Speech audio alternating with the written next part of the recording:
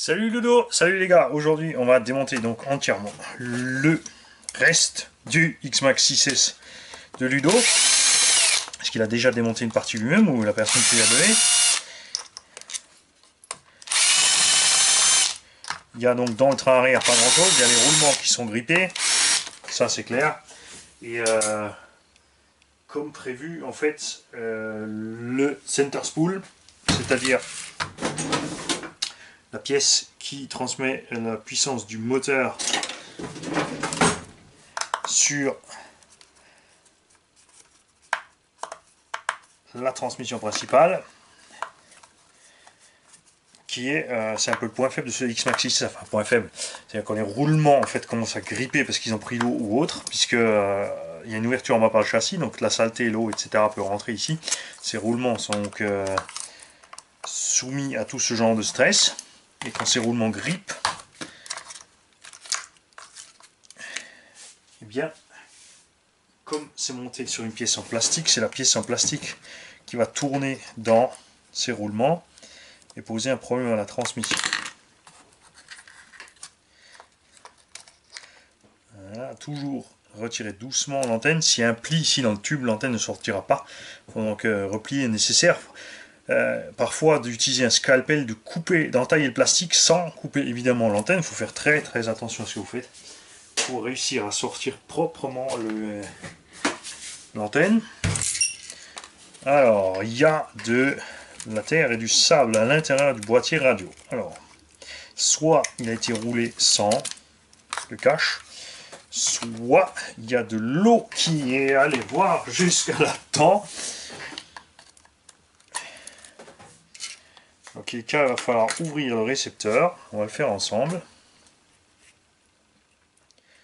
Ouvrir le récepteur, t'enlèves proprement ta bande de côté. Alors, si ton machin est sous garantie, tu ne fais pas ça parce que s'il voit qu'il n'y a plus le scotch, ta garantie, tu peux te la rêver. Il n'y a pas moyen de le remettre proprement.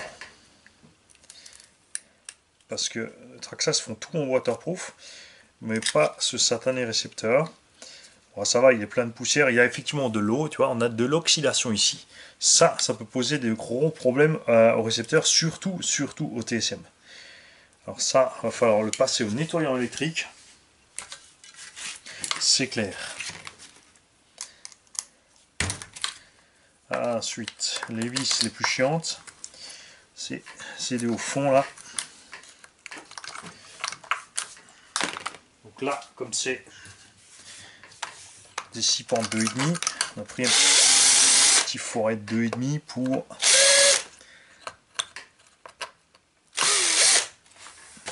voilà.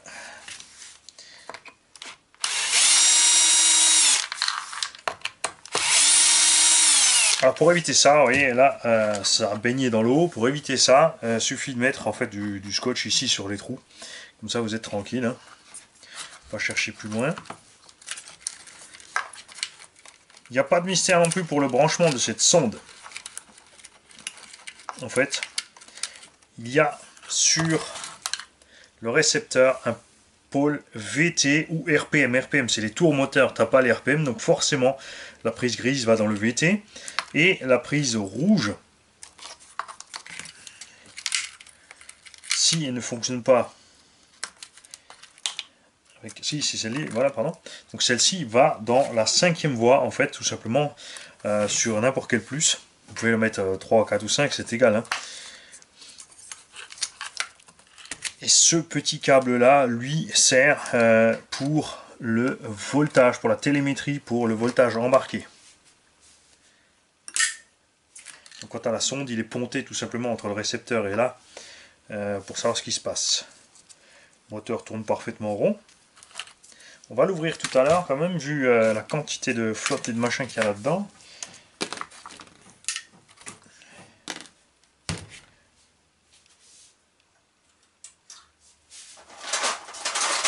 Mani, en ce moment, il ne sait pas ce qu'il fait. Mani, il n'arrête pas de paumer ses types.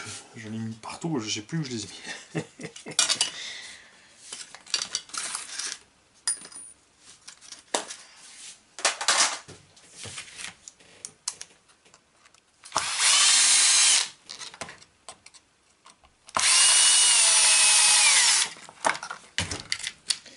Voilà, donc l'électronique on va ouvrir tout à l'heure.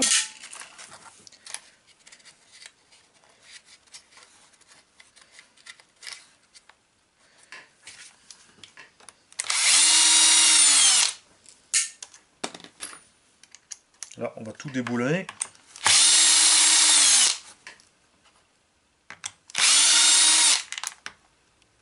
Puisqu'on a reçu le kit de vis inox, on va donc virer toutes les vis. Alors ces deux, j'aime bien aussi les remplacer par des vis de en M3, mais avec des têtes de 2,5 aussi. Comme ça, en fait, tu utilises qu'une seule clé pour tout le véhicule.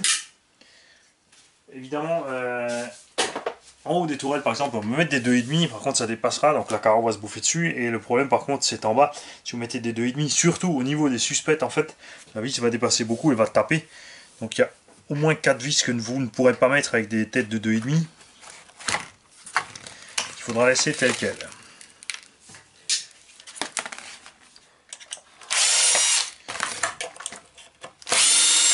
Les vis qu'on ne peut pas remplacer par des vis inox, ce sont celles-ci, sauf si vous utilisez des grosses rondelles, donc de 5 avec par contre un trou de 3.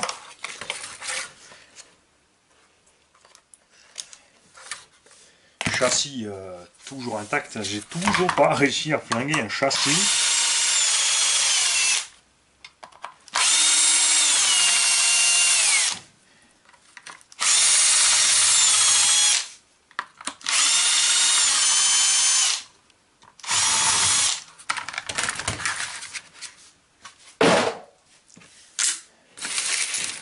Voilà.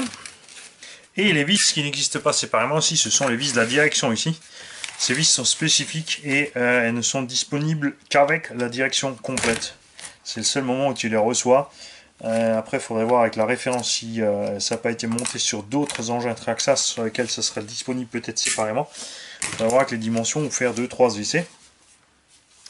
Si ça se trouve, c'est utilisé sur un autre engin de la gamme ou ailleurs que sur une direction, ce qui fait qu'on pourrait les avoir à part.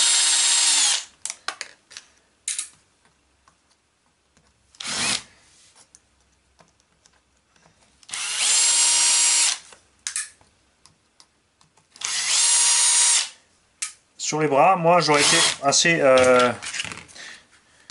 content en fait que Traxxas fasse ici cette partie plus large, tout simplement sur l'axe une gorge ou un méplat pour qu'on puisse fixer un B-tier par le haut, tout simplement pour éviter d'avoir toujours la saleté qui se fourre dans les pans des vis, qui nous empêche donc de les démonter.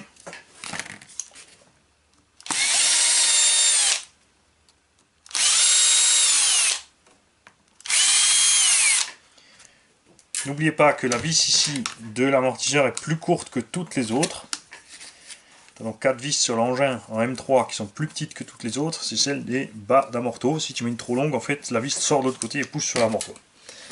Donc là, ils auraient pu, c'est vrai qu'un simple bout de plastique plus épais, on va régler l'histoire.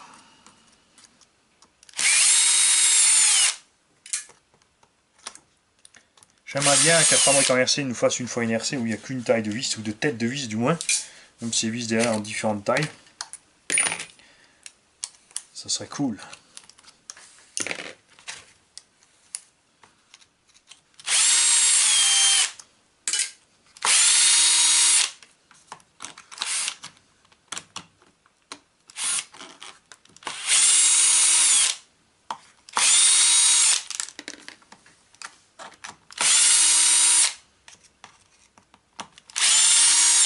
Ah, je me suis penché aussi, comme j'arrive à la tourelle avant, sur les procédés de soudure du plastique.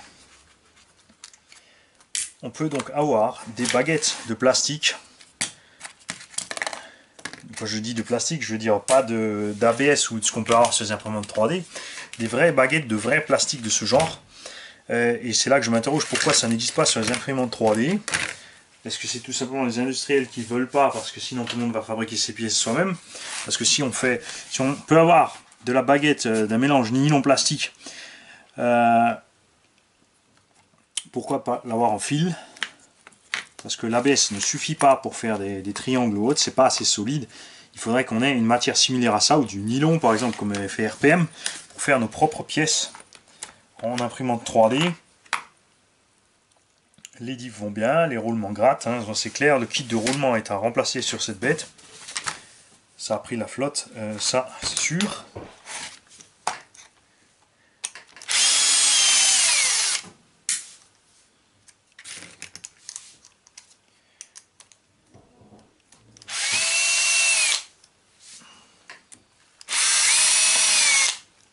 Je sais, vous avez déjà vu plein de fois cette manœuvre, mais n'oubliez pas, c'est la machine à Ludo.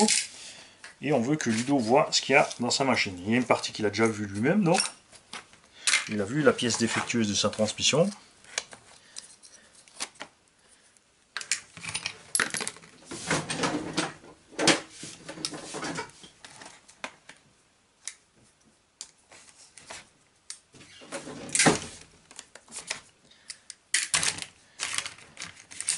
Après aussi, il y a souvent le couvage. Tu veux faire bien, tu nettoies la machine pour l'acheteur. Toi, personnellement, tu n'as jamais vraiment pris la flotte ou autre. Parce que je peux vous dire que là, tu vois, l'état des axes de suspension et autres. Cette machine a servi, mais sans plus. Et elle n'a pas vraiment proprement dit servi dans le haut. Et donc de fortes chances que tout ce qui a rouillé n'est rouillé que à cause du dernier lavage. Ou d'un moment un lavage entre, pour que ce soit propre. Donc je te le répète, si tu n'as pas de compresseur, tu ne laves pas ta voiture. Après, sinon, la solution, c'est d'aller à une aire de lavage auto, où il y a à disposition de l'air comprimé. Alors pas avec le truc pour gonfler les pneus, ça tu laisses tomber, ça suffit pas. Et c'est vrai que souvent sur les aires de lavage, en plus à cause des raisons pour des normes à la noix, la pression était bridée. Pour éviter je ne sais quel accident, il y a toujours un neuneu qui va se fourrer la pression dans l'œil et appuyer dessus, voir ce qui se passe. Là ils ont vu qu'il y en a un qui arrive à sortir l'œil avec la pression, du coup hop, on est tous bridés avec la pression. Moi je suis toujours d'avis, quand il arrive un accident bizarre, que c'est la personne qui a fait l'accident bizarre qui est seule responsable. Parce que cette personne n'a clairement pas d'instinct de survie. Et que c'est pas à nous de payer les conneries des autres.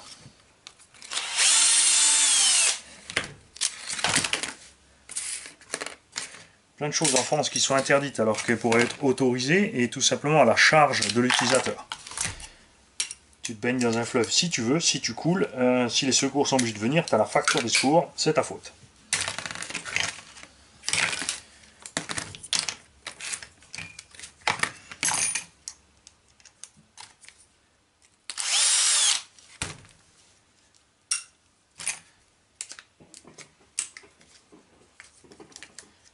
Ah, il y a de la graisse Michelin. Ah ouais, ça gratte. Hein. Ça gratte tout ça. Plastique par là-bas.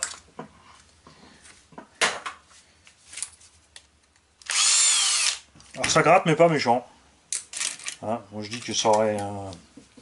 c'est sûr que ça aurait peut-être encore pu faire un bout de temps, mais là déjà si tout est démonté, bon c'est toi qui vois, c'est toi le patron Ludo. Moi je t'envoie tout ça par mail et tu me diras ce que tu en penses. Moi j'en pense mettre un petit kit Kanzen. Pour le 8S ça vaut 6S ça vaut 38 €, un truc comme ça je crois. Donc ça vaut le coup.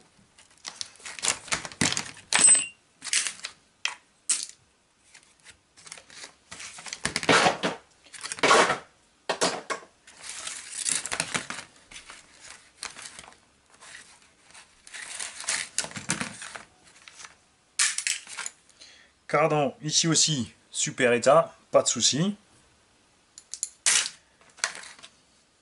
Ah, c'est vrai que la graisse Michelin c'est moche. Ça fait une espèce de halo blanc partout, mais c'est vraiment efficace et c'est pas trop collant pour tout ce qui est saleté.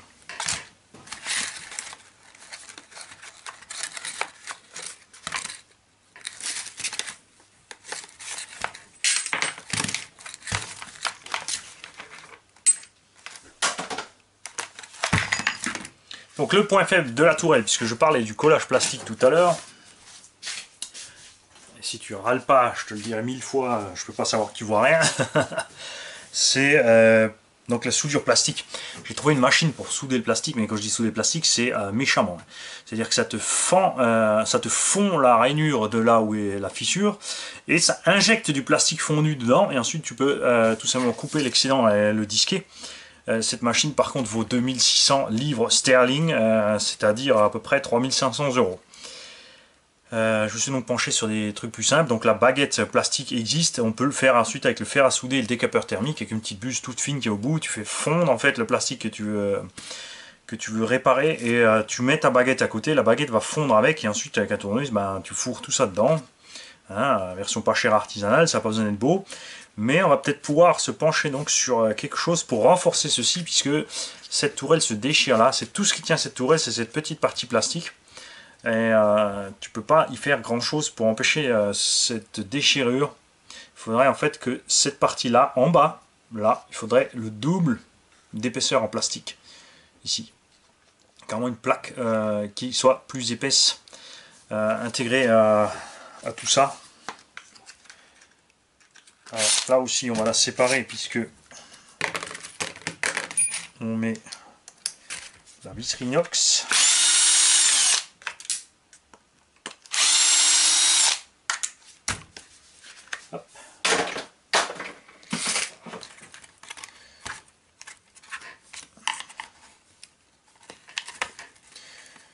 Alors, la direction. Les pièges de la direction, on va vite revenir dessus. Les pièges de la direction, c'est l'eau qui rentre là-dedans. Tu grippes ce roulement, il est avant le sauve-cerveau, ce qui fait que là, ton cerveau va forcer pour fonctionner. Tous les autres roulements, en fait, ça grippe après le sauve-cerveau. C'est-à-dire que ton cerveau va travailler, mais le sauve-cerveau va se décranter. Et tu vois, celui-là, complètement foutu, poubelle. Ça baigne total dans l'eau, là en bas. Ces deux-là, par contre, sont tranquilles. Ils sont relativement à l'abri des projections. Il n'y a rien qui. C'est surtout que l'eau peut couler quand elle va dessus, alors que ces deux sont emprisonnés. Et donc, ça se passe mal en général pour ceux-là. Celui-ci aussi est bien à l'abri, donc il risque moins.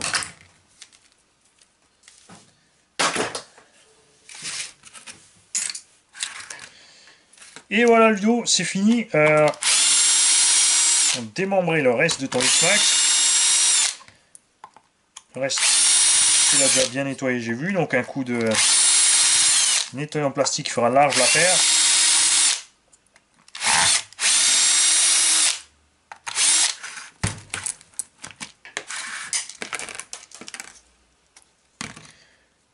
Là aussi tout va bien. Là aussi rouillé, ça c'est l'eau de piège.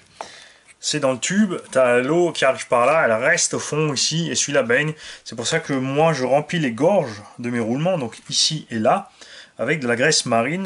Bien sûr j'ouvre aussi le roulement, j'en mets dedans et je referme, ce qui fait qu'il est vraiment bien protégé. La graisse marine ne résiste pas à des grosses montées en température, elle n'est pas faite pour, c'est sûr. Mais quand on dit grosse montée en température, ça reste de la graisse, surtout maintenant synthétique, donc vous en faites pas, que ça peut encaisser sévère. Quand même, et on n'a pas des vitesses de rotation folles ici.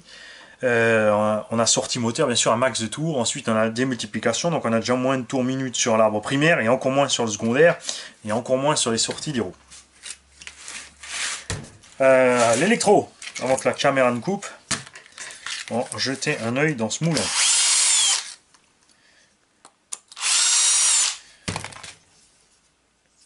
Alors, il faut que je m'active, j'ai presque plus de jus. Vous avez vu, je commence à remarquer quand il n'y a plus de jus.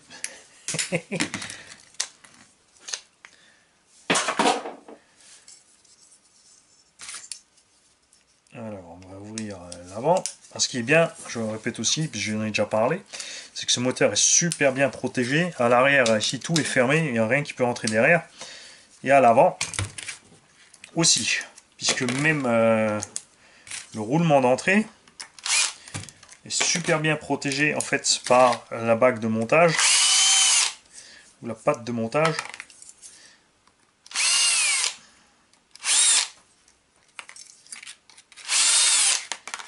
Le petit 1600 qui chauffe pas mal, donc n'hésitez pas à lui mettre des ventilos. Alors c'est vrai que les ventilos Traxxas ils sont très chers, en plus c'est chiant, c'est des 35-35, donc pour les trouver c'est pas une taille standard, enfin c'est du standard mais c'est pas super réparti en 5 volts.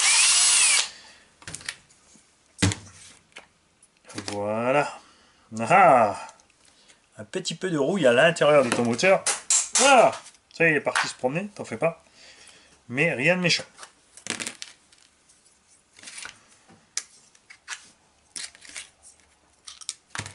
Voilà, tout va bien à l'intérieur du moteur. Je vous ai dit, ces Vélignons sont super costauds. Ils vont casser si vous mettez une couronne et un pignon en acier renforcé. Tu vois, il y a de l'eau qui est rentrée. On va te nettoyer tout ça. Si vous mettez toutes les pièces en renforcé, c'est pas bon du tout, puisque le choc peut passer au rotor. Donc à la limite, tu mets une couronne renforcée, c'est la pièce la plus chère, 22 €, même l'origine Traxa. Si tu laisses ton pignon d'origine, le pignon d'origine va casser un peu plus souvent sur la couronne renforcée, mais 5-6 € le pignon, ça va. Et en plus, voilà, ça t'apprendra avec le temps à doser un peu les gaz. Allez, je vous laisse les gars, j'ai de la visite. Eh bah oui, je viens de recevoir des cartons, vous n'avez pas loupé encore du unboxing. Là, on va jeter un coup d'œil dans les diffs. Montrer quand même que c'est du solide et en plus, regardez, ils sont toujours bien huilés. Il n'y a aucune usure anormale là-dedans. Les diffs de ce X-Max sont franchement géniales. Même si c'est vrai que c'est de l'acier pressé à froid, il y a pas mal de ça, du bronze, du cuivre dans le mélange. N'empêche que ça fait que cet acier est bien doux et ça tient bien. On pourrait, en fait, ces diffs là, dans n'importe quel 1/8, ce serait de la balle. Et c'est dommage d'ailleurs qu'ils aient pas mis ça dans les Revo. Ils ont mis un truc qui ressemble en plus petit. Mais si déjà ils avaient ça, voilà, ça dans le stock, et ils auraient pu tout de suite y mettre ça dedans. Et là, la maladie du 6S, vous voyez, ce sont les couronnes qui pètent. Elles sont assez fragiles sur ce 6S, surtout qu'il n'y a pas de diff central. C'est sûr que si on prenait un 6S avec les diffs centrales, ça tiendrait certainement mieux. Et ce que je conseille à tous ceux qui ont des 6S, ce que je vais d'ailleurs aussi conseiller à toi Ludo, c'est au lieu de racheter les couronnes de 6S, de prendre 2 couronnes et 2 pignons d'attaque de 8S. C'est moins cher que les versions renforcées ou autres. Et t'es tranquille puisque je n'ai toujours pas à l'heure actuelle, à part la seule fois où c'était ma faute, c'est-à-dire que j'ai perdu l'avant de ma voiture, j'ai continué à rouler et j'ai fait racler mes dents sur mes couronnes, je n'ai pas endommagé de diff. À l'avant, manque un peu plus d'huile, mais c'est toujours bien gras, ça fonctionne toujours. Rien à dire de plus sur ces diffs de X-Max. C'est absolument solide.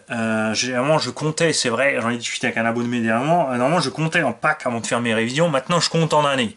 Le X-Max chez moi roule facile 10 packs par semaine. Et soit j'ai une grosse destruction suite à une tentative de truc de fou, que d'ailleurs je vais essayer d'intégrer dans la vidéo de ce genre-là. Si c'est pas dans la vidéo, je vous ferai un flash info. Et là, il arrive des grosses casses parfois quand on se loupe, au bout de 10, 15, 20 fois à vouloir s'obstiner à réussir une figure.